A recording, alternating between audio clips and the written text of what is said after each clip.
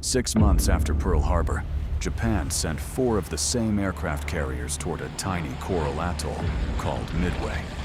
Within hours, all 4 would be burning. How did the most powerful carrier force in the world collapse in one morning? The answer was a chain of decisions. Some brilliant, some desperate, some made with minutes to spare. By spring 1942, Japan controlled an empire across the Pacific, but the American carriers had escaped Pearl Harbor. As long as they survived, Japan's victory was incomplete. Admiral Isoroku Yamamoto planned to seize Midway, draw the carriers out, and destroy them. Everything depended on surprise. But Shokaku was under repair after the Coral Sea, and Zuikaku lacked enough aircraft and experienced air crews. Japan would attack with 4 fleet carriers. USS Yorktown also returned to Pearl Harbor badly damaged. Repairs were expected to take months. Admiral Chester Nimitz gave the shipyard 3 days. Working around the clock, repair crews made Yorktown ready. America would face 4 Japanese carriers with 3. But Nimitz possessed one decisive advantage. Commander Joseph Rochefort and Station Hypo were reading parts of Japan's naval communications. The target was called AF. Rochefort believed it was Midway. Midway transmitted an uncoded report of a water shortage. Japanese intelligence soon reported that AF was short of water. The Americans now knew where Japan was going and when it would arrive. Nimitz positioned his carriers northeast of Midway and waited. The Japanese believed they were approaching an unsuspecting enemy. They were sailing into a trap. Before dawn on June 4th, Japanese aircraft attacked Midway. The airfield remained operational. Another strike would be needed. Then a delayed scout reported American ships nearby. The report was incomplete. Ships had been sighted, but no carrier identified. Vice Admiral Chuichi Nagumo faced an urgent dilemma. Returning aircraft needed to land.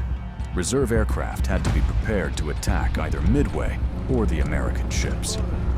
Every option required time. Every delay increased the danger. Aircraft from Midway attacked first. Then, 3 carrier-based torpedo squadrons approached low and largely without fighter protection. Japanese Zero fighters tore through them. Not one torpedo struck a carrier. But the attacks kept the Japanese defenses occupied near the surface. High above, American dive bombers were still searching. Lieutenant Commander Clarence McCluskey led Enterprise's aircraft across an empty ocean. Then he spotted the destroyer, Arashi, racing north after attacking USS Nautilus. McCluskey followed it. Minutes later, the Japanese carriers appeared below. At approximately 10:22 that morning, American dive bombers rolled into their attacks. Kaga was struck repeatedly. A single bomb fatally damaged Akagi.